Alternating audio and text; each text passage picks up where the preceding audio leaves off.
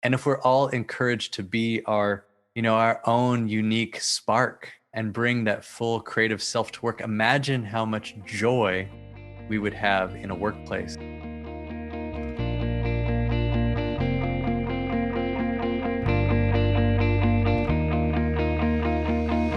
Hello, and welcome back to Seek the Joy podcast.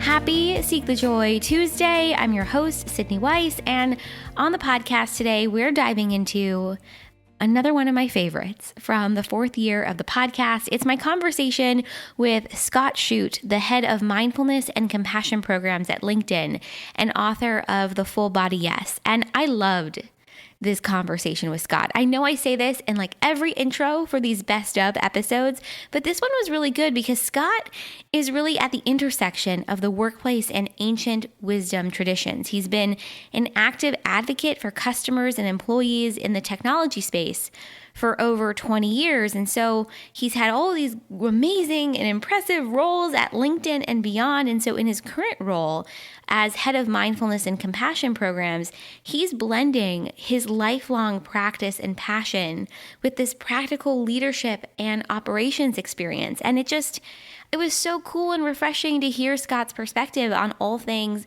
compassion and mindfulness and leadership and being in the workplace, because his mission is really to change work from the inside out by mainstreaming mindfulness and operationalizing compassion. So this is a really, really good one. And in this episode, we dive into Scott's journey becoming the head of mindfulness and compassion programs at LinkedIn and writing his book, The Full Body Yes.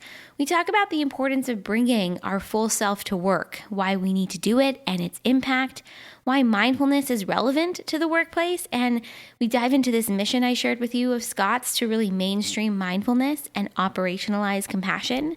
We dive into compassion in leadership, why we're often climbing the wrong mountain when it comes to success. I really loved this part of the episode.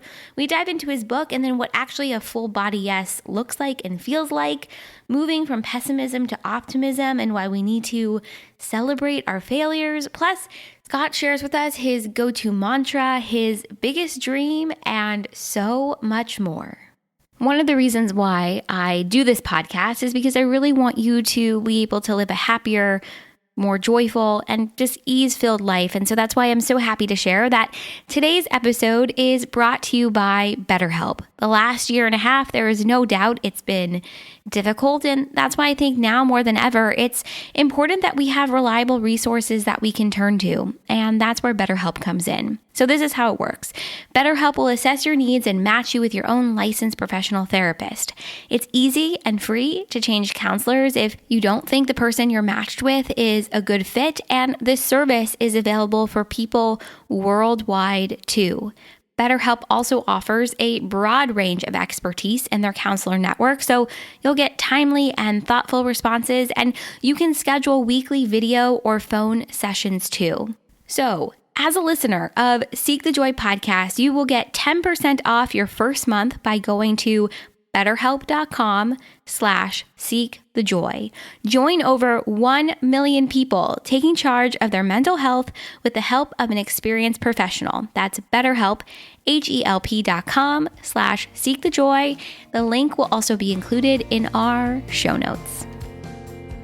It's funny, I remember when this episode originally came out in May, and I felt it was so timely because so many of us were returning to the workplace after a year of being at home and working from home. And as Scott so beautifully shares in this episode, our journey towards greater happiness and meaning at work is fueled by compassion for ourselves and then compassion for others. And I love what he shares too, that our lives change for the better when we measure our own success by our own happiness and not someone else's. And this is the biggest takeaway for me.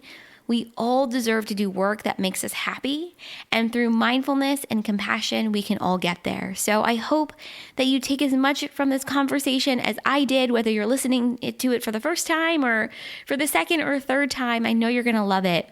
As always, hit follow or subscribe wherever it is that you're tuning in right now. Leave us a 5-star rating and review if you can, and then take a screenshot of that review and send it to Sydney@seekthejoypodcast.com. I'll send you something to say thank you. It's always such a fun way to connect. outside of the show. And we're diving into our last few episodes here of this Best Of series. So can't wait to come back and share some brand new episodes with you all. So without further ado, let's dive into this one. Changing work from the inside out through mindfulness and compassion with Scott Shute, head of mindfulness and compassion programs at LinkedIn.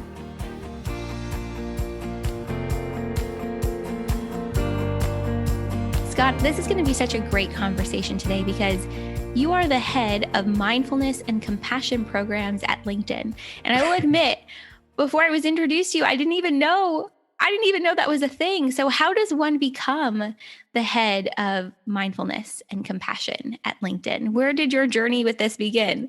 Yeah, thank you for having me. I appreciate it. Of course. Okay, how did we get here? So on the one hand, I've had this career as as an executive leading customer service or customer operations functions. And that was the role I had when I started at LinkedIn almost 9 years ago now. Wow.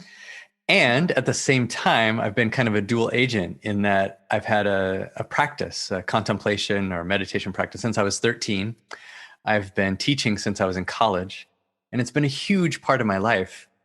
Now, about 6 years ago, a couple of years into my journey at LinkedIn, I realized how amazing of a place it was. Our CEO at the time, Jeff Weiner, was talking about his own practice using Headspace. He was talking about compassion and leadership. And I was thinking, wow, this is probably a place where I can bring this part of myself that I never shared at work, to the workplace in a totally respectful and secular way. And so about 6 years ago, I led one meditation. And honestly, I was terrified because I didn't know what people would what are people going to think of me? And what is this going to do for my brand? And all this, kind of fear and ego stuff. Yeah. And so I started with this one meditation. And the first time there was one guy there. Wow. And I'm sure that he was just as terrified as I was. I never saw him again. And the next week there were 3. And the week after that, there were 5. And then it became a regular thing. And then I would get invited to bigger things, so the marketing team would have an offsite where they do breakout groups of 80 or 100 people. And I would lead, a couple of the breakouts in meditations. Or the CFO would have a summit with 400 people and ask me to kick things off. And so I kind of got known as the meditation exec. And I raised my hand to be our executive sponsor of our mindfulness program. We didn't really have one. So myself and a bunch of other volunteers, created one. And that's been building over the last 5 or 6 years. And then for me, the tipping point was 3 years ago, our CEO, Jeff, gave the commencement address at Wharton and talked about compassion, right? And I was thinking, wow, that's interesting. And then the next few times he's on TV, this is all the reporters want to talk about is compassion and leadership. And I was thinking, this is great. It's time, I'd been in my ops role for 6 years. It was time for me to do something different anyway. But I was thinking, wow, we're out in the world and essentially telling our employees that the number one thing they can do is to be compassionate. But what does that mean when we send them back to their desks? Right. And so I made a pitch to Jeff, our CEO, and to our head of HR. And with their great support, essentially created this role, head of mindfulness and compassion. And I have, happy to go into more detail about what that means. But that's how we got here. Yeah, I love this. And I love what you said that for your life, your whole life, you were a dual agent. Yeah. So you had this, I think, very corporate side of you, but also this very spiritual and intuitive side of you. And I think I'm really struck by what you said about how you had this anxiety or this fear of bringing your full self to work. I think so many of us experience this because you want to portray a professional, and I'm putting up air quotes, persona. And oftentimes spirituality or intuitiveness, or those are not always connected. That's right. So I really love the messaging of your book and what you talk about. And from what I'm gathering so far in our conversation is part of, it sounds like compassion is allowing yourself to fully show up as who you are. And when you do that, right, it just changes things for you. That's right. Thank you. It starts with self-compassion, right? Because we typically have this negative voice. I think Arianna Huffington calls it the obnoxious roommate. That inner critic that's telling you no, and just sit down and be quiet, right? And because we have that voice, we don't really share our full selves. But here's the thing. I think that one of our biggest desires, our deepest held needs as humans, is the need to be seen and heard and even beyond that, acknowledged and loved, right? Mm-hmm. But Mm-hmm. we share so little of ourselves, right? Like the iceberg model, we're sharing just the tip of the The iceberg, very tip. Yeah. the very tip. Yeah. But when we really get comfortable with ourselves and have that inner strength, that inner power to draw down the waterline and show other people who we are. Now, if we're met with resistance, what happens? The waterline shoop, goes back Mm-hmm. up, Mm-hmm. and we go back to just, be in the quiet little, just Right. whatever. Right. But if we can draw it down and we're brave and we get good response back, then we're encouraged to go even further, and it builds that strength. And so part of it is having an environment where you're safe to do that. And I think we're always kind of seeking that environment in our friend group or associations we make or our family. We want to draw the waterline down and be safe. And so this is kind of a multi-part process. Like the first part is to really have that deep sense of security in who we are and be able to draw the waterline down for ourselves Mm-hmm. and to be able to love every part of us. And that's, as you might experience, very hard, for Mm-hmm. some of us. Mm-hmm. Yeah, I love that you mentioned it really begins with self-compassion. And I think part of self-compassion too is having patience for yourself Mm, and acknowledging that it's not always going to be smooth and being yeah. okay with whatever the journey brings you. And I know in the book you talk about the role of mindfulness as Hmm. well in compassion. And I would love to talk a little bit about that too, because I think when we think about mindfulness, we don't often tie it to the workplace. Like I Yeah. don't show up to work every day thinking, I'm going to be bringing my mindfulness practice Right. into that Right. environment. So Right. what has your experience been like with that? Or what are your insights on really Sure. mindfulness as a whole, maybe, or maybe how it plays into the workplace? Yeah, let's talk about mindfulness in the workplace, because some people are still like, wait, what? Why Hmm. does this matter? Yeah. So first, let's talk about context. Let's talk about the context of the workplace and how it has changed. So if Mm-hmm. we rewind 5,000 years to when the pyramids were built, and for a long time after that, we had not great work environments, right? Mm-hmm. We had Yeah. kings and slaves and maybe indentured servants, or we had landowners and serfs. It was not good, right? No. Workers were not treated well. And you fast forward to the Industrial Revolution, when you imagine a giant factory, now everybody making kind of the same widget or doing something very small. Still, workers not treated very well. They were viewed as changeable. But in the information age, a company like LinkedIn and many other big companies, we don't have hard assets. We don't Mm-hmm. have factories. We're not selling cars or copper. All we have is our people, right? This is literally all we have in terms of assets. And so it makes sense that if our people are our number one asset, then our number one investment should be in our people in Mm-hmm. all ways, because we know just from a business sense that if people are at their best, if they're at their best physically, emotionally, mentally, the environment, then they're going to be better. So that's the environment we start with, is that Mm-hmm. work has changed and the value of a worker has changed. Right. Now, in that environment, physical exercise has made this, kind of evolution over the past 50 or 60 years. Like our grandparents didn't exercise. They worked really hard physically, but they didn't exercise. This is a new phenomenon, right? And there's even articles in the 70s about, CEOs that are running and no one's even chasing them. Like it was so strange. But now in the workplace, physical exercise in big companies, that have lots of employees, we offer gyms, and classes on TRX and weight training and blah, blah, blah, right? Because we know that physical exercise reduces stress, reduces anxiety. And everybody knows, as workers, we all know the benefits of physical exercise. We Mm-hmm. may or may not do it, but we all Right. know it. Right. This brings us to mindfulness. So if you think of mindfulness as a mental exercise, right? The science is already there. Over 6,000 peer-reviewed papers on how mindfulness reduces stress, reduces anxiety, increases creativity, increases the quality of our relationships, increases focus, probably increases productivity. And you think about in the work environment, in the information age, most of our jobs are not physically demanding. We don't need people to run a 6-minute mile. We don't need them to lift really heavy things in Mm-hmm. the information world. Of course, there's still manufacturing and some people do, but a lot of these jobs are information jobs. What we do need people to do is be focused and to be resilient mentally, to be resilient emotionally, to be stable emotionally. Mm-hmm. And so mindfulness is one of the tools that we can offer. So the ROI on and it doesn't cost almost anything to offer these types of things, but the ROI is enormous. Yeah. Yeah. I love this idea of mainstreaming mindfulness so that it is just as common or just Mhm. as important and acknowledged as being, because it is as important, but be acknowledged as being just Yes. as important as physical exercise. And Yes. recognizing, that the time that you invest in yourself in allowing yourself, I think, to feel more grounded or rested or just Yes. even understanding yourself. I think tapping into yourself that way is a huge part of mindfulness. That's right. It can't have a negative effect. That's for sure. It can Exactly. only make things better. Exactly. Exactly. It allows us to be more focused and more self-aware.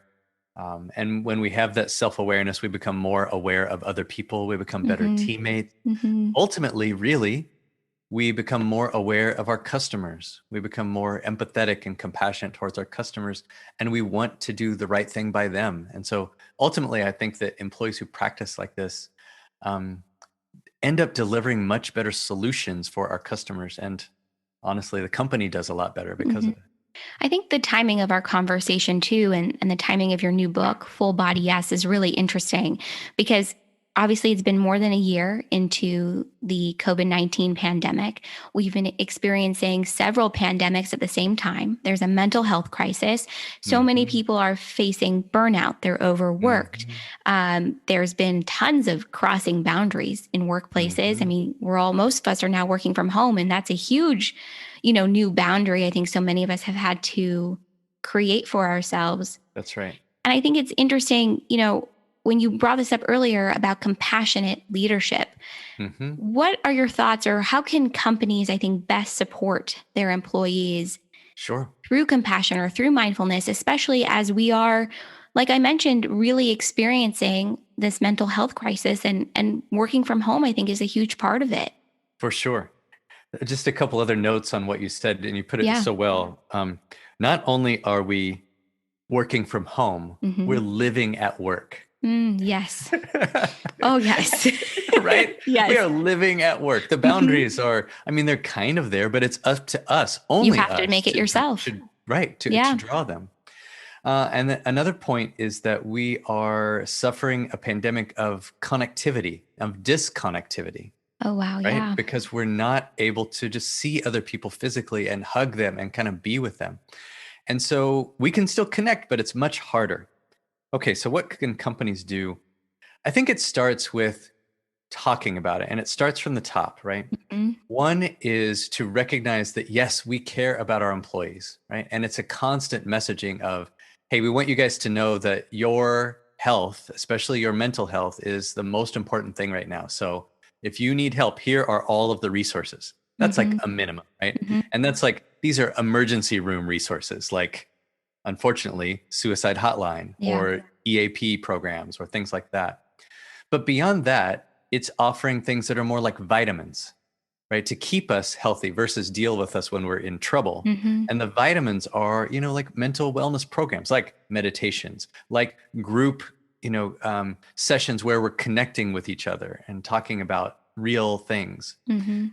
Another thing leaders can do is lead by example.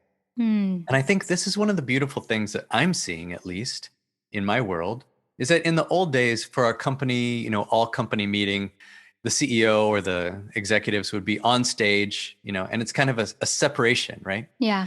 Now everybody's on Zoom. We're all in these little black boxes. We Yeah. see the executives' kids walking through meetings. We Mhm. see their dog. We see the mess of their whatever room they're in, or the posters from their kids from grade school that have been drawn. Like Mhm. it's more humanizing. Mhm. And so if the leaders also talk about their own challenges and just acknowledge their own challenges as well as the challenges that we all face, it allows us all to kind of exhale and go, okay, I don't have to be perfect. Mhm. I realize that we're all in this together. I'm not the only one. And it creates a space where we can talk about mental health without all of the stigmas that have been there for a very long time. So those are a few of the things. To me, it feels like humanizing our experience as humans, which Yes. might sound kind of silly, but I think often, and I've noticed this especially with those who are in leadership positions within companies, you don't want to show too often that you are human, that you Yeah. have your own experiences with mental health or difficulties within your family or whatever the Yeah. situation might be.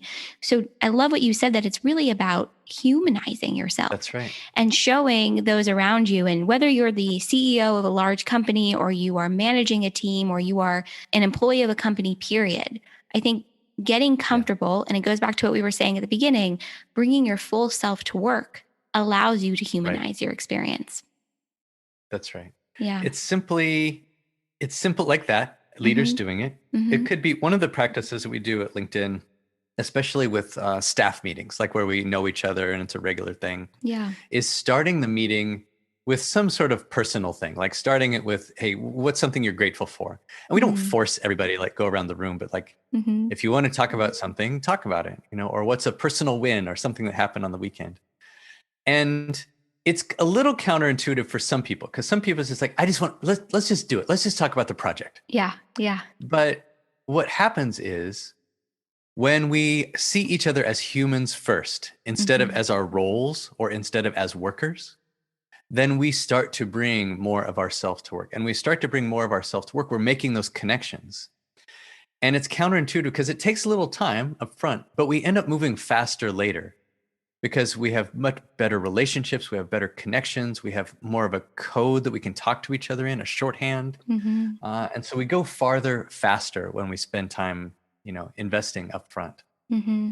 And for leaders themselves, it's we tend thinking about my evolution of work, right? Mm-hmm. Mm-hmm. Uh, it's so much easier to be a command and control leader, Mm-hmm. to kind of, lead by fear. It's like, just do what I say. Here's what we're doing. Just do it. That's Mm-hmm. easy to say. And I don't have to reveal anything about myself when I do that. But when I'm human and Mm-hmm. I share some of my own vulnerability and I share some of my story, and I also, in turn, I want to know your story as well. Um, I become a better leader. Again, it's counterintuitive because people will follow a person they respect and love way more than they will follow a person they respect but fear. Mm-hmm. Mm-hmm. It's also about building rapport and about building Yeah, personal relationships with people. that's right. And something that's always been so important for me within my role where I work is to get to know the people that I work with, even if we just work with each other once a month, getting to know them, having a conversation. But you're right. I mean, so many people are like, let's just get to the project. I don't want to, Yeah, we don't need to socialize. But especially yeah, now, being home, only communicating through Zoom or Microsoft Teams or a phone call, it is right. so important now more than ever to build those connections with other people. It's building a bridge, I think, and we're missing that. I love what you said earlier about this pandemic of being disconnected, Yeah, essentially, yeah. because we think we're so connected. You and I are That's talking right. right now on That's Zoom. We right. are connected, but it doesn't Right. replace the interaction of being in person with someone. So I That's love right. what you shared about it's Yeah, about humanizing, it's about building a bridge and really developing personal relationships with people. that's right. We in the book I talk about, my own experience, but I think the experience of many or maybe Mm-hmm. even all of us, in that we often are climbing the wrong mountain in how we're Mm. defining success. you know for me myself, I'm the youngest of five. It was really important to me as a teenager to shine, and perhaps shine more brightly than my Mm-hmm. siblings. Mm-hmm. I wanted to achieve so that people would notice me. Yeah. I um and I was only thinking about my own success, and I climbed the career ladder very quickly. And that's typically how we measure ourselves, is really, how will other people measure me? Mm-hmm. Right? It's that external validation. Yeah. And it comes through status, or it comes through money, or it comes through belongings, or the type of car you drive, or jewelry you wear, or whatever. Mm-hmm. And none of that, I think, not none of it, but what I think is true is that no matter what role you're in, and no matter how obsessed you are or in love with that role you are in 15 years, it will be reduced to 3 bullets on a resume or 3 bullets Mm. on a LinkedIn profile. Mm-hmm. But on our deathbed, when we're old and hopefully in our 80s or 90s or hundreds or whatever, we'll measure our own success by those that we love around us, by our connection, really our connections. And so this is a different mountain to climb, right? Are we investing our time in building those connections, which is really the thing of the heart, and also how we view ourselves internally, versus striving for something that's really only how we're viewed externally, and is often false. It's often just the story we're telling ourselves about how things really are. Always. It's always a story. I mean, for years, I defined myself and my self worth by the external, by that measure of success that you were exactly talking about. And I think it's so interesting how the way in which you sort of framed it as climbing the wrong mountain, because I think we're often taught our value rests in what we achieve. And that's also why there's such a pandemic of burnout right now, because we are on this sort of productivity train or hamster wheel where we feel like in order to have worth, we have to be producing a lot. We have to be working a lot. So interesting how you talk about how you needed to make that shift for yourself to really define your worth, and your definition of success had to change.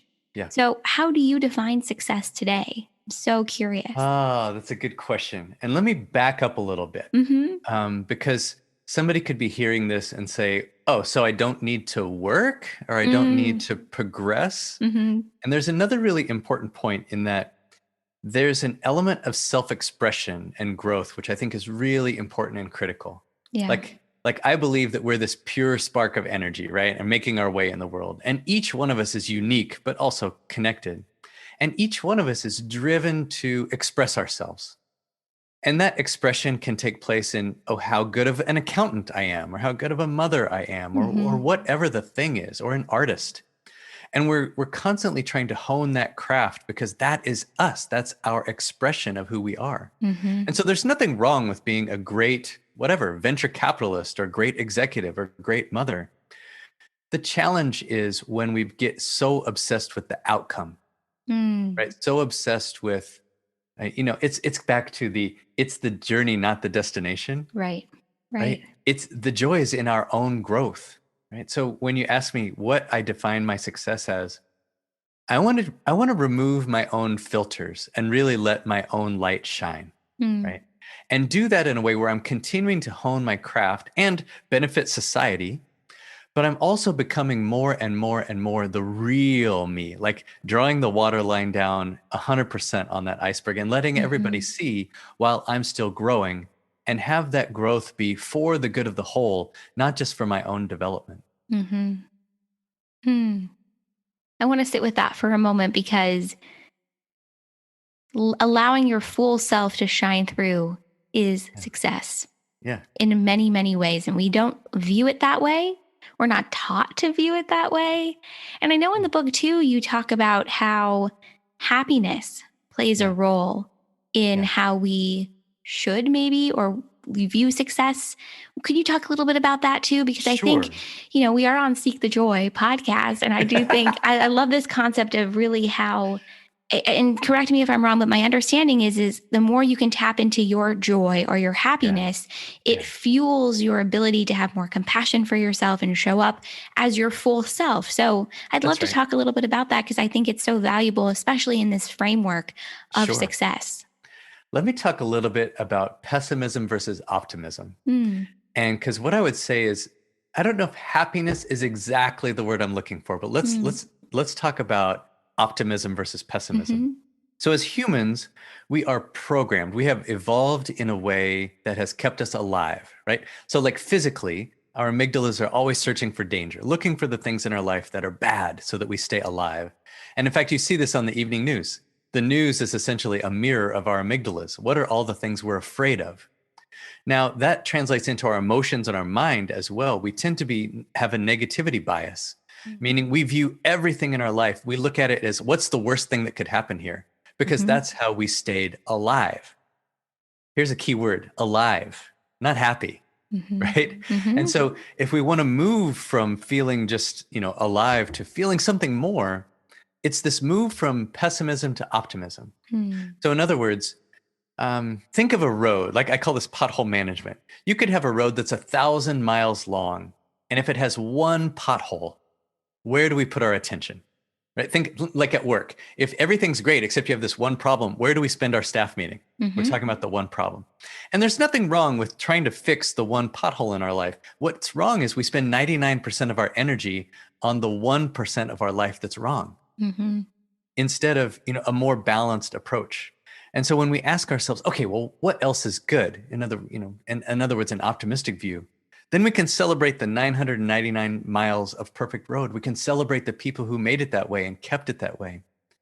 It's like in our own life, when we get a performance review, there can be 5 pages of praise and one half paragraph of like, here's what Scott needs to work on for next time. And where do we obsess? We obsess one half on those paragraph. Yeah, Always. all the time, right? And because of that, our lives get really small. When we're pessimistic, we don't try new things. We only stick to, the top of the iceberg where it's already sunny and well worn. But when we're optimistic, we tend to think like, okay, well, let me try that new thing. And it pushes me out of my comfort zone. But then I realize my comfort zone is getting bigger and bigger and bigger and bigger. And then I look back and it's like, wow, look at all the things I've done. Look how comfortable I am doing all these things. So for me, it's this movement from away from just thinking about what's wrong to including the what's right as well. Not sugarcoating or ignoring the what's wrong, but just shifting the focus a little bit. And when I shift the focus to the things that are good, it makes me stronger to deal with the things that are hard or, quote, wrong in my life. This is so interesting to me because you're right. We often spend way too much time focusing on the negative or the one half paragraph of constructive criticism, as opposed to really focusing our energy and our attention on the things that are going well and the things that are going right. I think it's interesting too, what you said about how in doing so, in focusing on the positive and focusing on that optimistic perspective, it almost allows you to build up a muscle so that you gain greater confidence, or you're more assured with yourself so that you can face an obstacle head on. And I think we need that. We need to be able to, pump ourselves up a little bit to face what's coming at us. But I don't know if we're often demonstrated or taught sort of that perspective or that ability to, really build up your confidence or those muscles in that way. One of the things that businesses and leaders can do is to occasionally, not all the time, but occasionally celebrate the failures, right? Because what usually happens is we fail and we don't want to tell anybody about it, right? No. We barely will tell our boss, and our boss will not tell their boss, and et cetera, et cetera. But if we get into this mode where we're like, hey, you know what? Here's what happened. Joe tried this new thing, and here's all the things that went well, but here's the things that spectacularly went wrong. And let's all talk about it, and let's celebrate Joe. Like we might even give Joe an award for trying something new, but let's realize all the things we learned from it, right? And what this does is it then gives license for other people to try something that's out of the box. And it creates this culture where like, it's okay to fail. We don't want to do it all the time. We want to learn like what worked and what didn't work, but we're also not just closing down and just staying safe, because that's not good for our business or for us personally. No, celebrating failure. We don't do enough of that. And I've definitely had moments, I think, within the last few years when I will try something brand new or put myself out there in a new way or reach out to somebody new or something. And even if it doesn't get the result that I want, I am choosing more than ever to celebrate the fact that I tried, that I put myself out there. And I think we need to do more of that. It's not always going to go the way we imagine. We will fail. We will land on our butt. But you know what? The growth and the learning that comes from doing something new, invaluable, absolutely invaluable. I think this is, for me, I'm just over 50 now. And one of the very few benefits of getting older is that you've seen more cycles, right? Yes. And so in my career, I've had my job eliminated 3 times and almost eliminated 2 other times. And before it happened the first time, I would have said, oh my God, that's devastating. But with the benefit of time, you realize actually in that period of time, that turned out to be the best thing for my career. Right? In the moment, no, it was not fun. And it was, I'm not going to sugarcoat it. It was not fun. I wouldn't wish it on anyone. But sometimes it's these challenges that force us to try something new, right? Because Mm-hmm. here's what I believe. I believe that life never gives us more than we can handle. Mm-hmm. It might give us more than we can handle with our current skill set, right? Mm-hmm. But we're forced to learn a new skill to deal with life's challenges. And then over time, you look back, or me having being the benefit of being a little bit older, I can appreciate those challenges because, like, wow, I am so much more capable than I was when I was X years old. Mm-hmm. And Mm-hmm. all of it's because of these new experiences. So much comes with experience and putting yourself out there and not allowing yourself to stay, within the confines of a safe That's right. box, so to speak. That's right. It's so interesting. I think especially in the last year, so many of us are reevaluating the fulfillment really that we get from our jobs or our careers or the time in which we spend working. And I know in the book you talk about some questions that people can Mhm. ask themselves if they're in this space of sort of reevaluating where they're at. Mhm. Is Mhm. there one question or where's a good place, for them to start? Wow. Because I think so many of us are in that space right now of what am I Sure. doing? Does this still feel Sure. good? Am I excited by it? Well, first of all, those are great Did I questions. just answer my own question? Maybe. I mean, there's kind of a process, and I think it depends on how much work someone has done, right? Hmm. And so if I was starting with someone who had not done the work at all, Yeah. I would talk about values, Mm. right? Like have you identified your core values?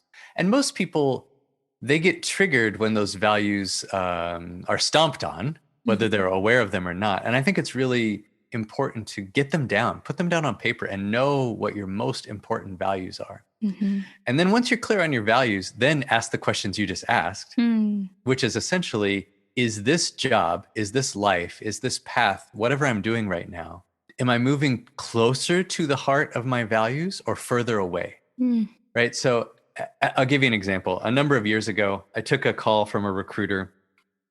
She was trying to recruit me to be the COO of a company, that was going to be the next Uber. It was going to be a rocket ship. And my ego was totally, like, Mhm. Wow. right? Yeah. Because on paper, it sounds like a dream job. Excellent. Mhm. Here's the trouble. My daughter had just started high school at the time. The job was 2 states away. It was Mm. in an industry that I wasn't really interested in. The job itself, as we got into the details, I wasn't really interested in. But there was still this huge part of my brain that was like, you should totally do it. Come on. It's, Yeah. Yeah. which it's for all the wrong reasons. For all the wrong reasons. I wanted to do it because of the title and because of the money. Mhm. Not because, one, I love the job, not because it's where I wanted to live, or not because it would support my daughter and my family in the life we wanted to live. And so ultimately I chose no because of those three things. Those were more valuable. I want to do a job that I love. My family and my relationships are super important to me, and I want to live in a place that I want to live in. Mhm. And so these are the types of choices we're making every minute, of the day. And the biggest ones are the ones, like these big career or relationship shifts. And so I think going back to values, is this getting me closer to the heart of my values or not? I love this idea of starting by tapping into your values. Some of us Mm, don't even know what those are. So just right. taking the time to do that exercise feels Yeah. so valuable. No Yeah. pun intended. Because I think, too, part of, understanding and knowing your values in that process, it becomes about Yes. empowering yourself to know and to trust any decision that you make, the way in Mhm. which something makes you feel. And this is bringing me back to just the theme, I think, of this whole conversation, too, which is that when you tap into this sense of mindfulness and compassion, you're able to empower yourself in the Yes, workplace, too. And that's I'm right. curious, what have you seen in your time at LinkedIn or in your own life as well? Maybe just about the impact of Sure. mindfulness and compassion. I'll tell you a couple. So oftentimes people ask me, okay, what's the ROI on this? Hmm. Hmm. And that's a good question. And mostly I measure things now by first consumption. In other words, do people come to the things I offer? Yeah. And then customer satisfaction. When we do surveys, do they enjoy the stuff we do? And that's a good start. I think it's really hard to measure directly ROI versus of doing a meditation session to production. Maybe we'll get there someday. But what I know is the stories that people tell me, and they're very consistent. But here's a couple examples. I had one where this young woman was in my organization, and long story short, I got to talk to her about her experience with our program. And she said, okay, look, a year ago, I thought this whole mindfulness stuff was just a bunch of BS. She said it in a more colorful way. She said, but you guys did this 30-day challenge, and I like a good challenge, so I signed up for it. The challenge was to meditate using this app for 20 times during the month. And she said, and now I have a 400-day streak going. I've been doing this for 400 days. Wow. And she said, it's changed my life. And I said, well, that's awesome. She says, no. Here's the good part. She said, this morning I went and I presented at our all hands for her group, which was a group of like 80 people or so. She said, a year ago, I never, and I mean never, would have done that. I was a spaz, I didn't have control of my emotions. And she went on to describe her life then. She said, but now I'm feeling more confident. And even this morning, I was freaking out a little bit. But before I went on stage, I went to a conference room and I did my breathing. And then I went out there and I crushed it. And later I was talking with my friends who run the group, and I asked about this woman, and they're like, oh yeah. And I didn't tell them the story. They're like, oh yeah, like she has totally changed. Like, I don't know what's going on with her, but like she has totally come out of her shell. Wow. And I was thinking, wow, this is why we do this work, right? Yeah. And then I get hundreds of emails like the following. This young mother emailed me with, a note of gratitude, just a short note. It was essentially, hey, thanks for offering the stuff that you guys offer. I'm home by myself with 2 little kids. I have a 2-year-old and a 4-year-old. And, I'm screaming at them a lot less. And it wasn't quite that bad. She went on to say, it's like, hey, I feel like I can be so much more present. Like I can be there for them. And that's what I really want to be. In other words, she's saying, I'm more of who I want to be because of these things. And I'm thinking, this is it. This is why we do what we do. I am more of who I want to be. That's the crux. That's the crux of all of it. It's just becoming more of who you are, of who you want to be. And like you've said, bringing down that line on the iceberg. Yeah. Your book is called Full Body Yes. So I got to ask you, what is a full body yes? What does that even mean? Yeah. So that kind of riffing on the theme you said, like it's when we take down all of the water and we really feel in alignment with ourselves. That's the deepest one, right? When we really feel like there's no more filter, there's no more judgment. We just are, like we feel totally comfortable with who we are. Sometimes it happens when you just know something, right?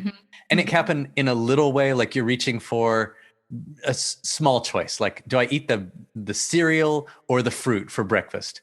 And like, you just know, it's like, oh, I want the cereal. Like that's a full body. There's no doubt. Like you just want the cereal. Yeah. But sometimes it happens in a really deeper way, like when these big decisions, should I stay in this relationship or not? Should I start this relationship? Should I take this job and quit this job? Like these big decisions. There are times, so as an example, when I got recruited to start at LinkedIn, I loved my other company. I loved my other job. I didn't want to leave, but I took the call and I started interviewing, and I went through so many rounds of interviews. And then one night I was sleeping and I woke up in the middle of the night, like 1:30, 2 o'clock, and I was wide awake. And I just had this knowingness. It's like, I'm supposed to do this job. Like, I don't know why, but I'm supposed to take this job. And I just knew. And that was, we went on to do more interviews, but internally the decision had been made. Like I just knew. Yeah. To me, that's what the full body yes is. What do you hope readers will take away from the book? This episode will come out a few weeks after it's finally out in the world, but what do you hope people will take away from it? So first of all, I hope they read it, right? Like if you really, if you can't afford the book, just reach out to me. I'll give you a copy. Seriously. I just want people to read it. Yeah. Here's the deal. This is not one of those boring business books. Like I tell a bunch of my own stories, times where I got it wrong, times where I got it right. I think it's a good read. And there's like 40 stories. I think there's at least one story for every person where you go, oh, that's me. That's me. And it's intended to be a fire starter. It's intended to be like, to shift the trajectory of your life just a little bit, whether that's towards more self-compassion, whether that's towards more living your purpose, whether that's towards just getting control of your anger. Like we're all at a different place in this journey. And there's at least one story, I know it, which will change your life. I love this. All right. So I want to end by asking you two questions I normally ask anyone that comes on the show. The first one is, do you have a mantra or an affirmation or something that you hold close to you that has really helped to guide you on your journey so far? I might give a couple here. Love it. One of my things from childhood. So my father, when I was a teenager, my father and I had a tumultuous relationship, and then it got, much better as I got older. Yeah. Probably I was the one changing, right? This is how this works. But when I was 15, his advice to me was, most of your problems can be solved if you have a good attitude. Right on the money. Yes. And it turns out, I didn't want to hear that when I was 15, but the wisdom of that is so deep, so beyond, maybe even beyond what he was thinking about. But there's a lot of truth to that. And the second one is a practice, which I would invite anybody listening to do this, even right now, is you put your hand on your heart. And you can do this when you're, brushing your teeth or doing your makeup or your hair or shaving, whatever. Every morning, look yourself in the eyes and say your name and say, I love you. And in the beginning, this is hard. This feels weird. We have all this judgment. We're like, should I even be saying this to myself? There's something wrong with me. Am I No, let all that judgment go. And when you can say that fully, without fear, with shame or judgment, then you're on the path to being able to say it to somebody else. Beyond powerful. Beyond powerful. Thank you for sharing those two things. All right, last question for you. What is your biggest dream? Oh, my biggest dream. A few years ago, I changed the tagline on my LinkedIn profile to be change work from the inside out. And I mean this in the biggest way that you can mean it. I mean, there are 3.3 billion people that are working. And so my dream is to influence companies, influence the industry in how we work. In the simple things that we talked about, like companies that balance the needs of their customers, balance the needs of their employees with their own selves, do better. So if we did this, companies and leaders and individuals would all treat the people at work so much better. They treat them as humans first. They treat them as if they would treat their grandmother if they were working there. And companies would treat their customers with real reverence, to really deeply understand their needs and what makes them tick and how to make them valuable, and tell the stories of their customers. In other words, it would be filled with compassion. And so then, and if we're all encouraged to be our own unique spark and bring that full creative self to work, imagine how much joy we would have in a workplace. And if every workplace was trying to live some bigger purpose than just make money, because who cares? That's hard to get behind. So that's my dream, is if we really live the values of compassion in every part of the workplace and in a way that makes each one of us more successful as individuals, as teams, and as companies. Thank you for sharing that. I love that. It's so interesting. If I could sum up our conversation, which is so hard to do because it's been so much fun and so beautiful, and we've gone in so many different directions, but I feel like there is just such a beautiful and incredible symbiotic relationship between mindfulness and compassion. Mindfulness fuels compassion, compassion fuels greater mindfulness. And if we can bring that into our lives, both personally, but also at work, it changes everything. Just like you've said, from the inside out. So Scott, thank you so much for coming on Seek the Joy podcast. Where can everybody find you, connect, buy your new book, Full Body Yes, and learn more? The Full Body Yes you can find after May 11th wherever books are sold. So find your favorite place and support them. You can find more about me at scottshute.com or thefullbodyyes.com. They go to the same place. And then follow me for daily stuff on LinkedIn. And feel free to reach out. Don't be a stranger. Feel free to reach out on LinkedIn. Perfect. Everything will go in the show notes. We'll make it so easy for everyone to find you, connect, and learn more. And Scott, thank you so much again. This has been truly such a joy. I've loved connecting with you. And thank you again for coming on the podcast. This was great. Thanks very much. Thanks for having me.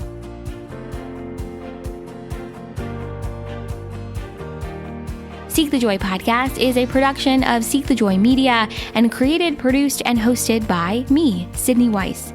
You can tune into all of our episodes on your favorite podcast platform, and if you're enjoying the show, hit follow and leave us a 5-star rating and review. Make sure to join the community, join the conversation on our social media channels, Instagram, Facebook, Twitter, and LinkedIn. We are at Seek the Joy Podcast everywhere, and don't forget, you can actually watch today's new episode and all of our episodes on our brand new YouTube channel. Click that link in the show notes to subscribe and tune in.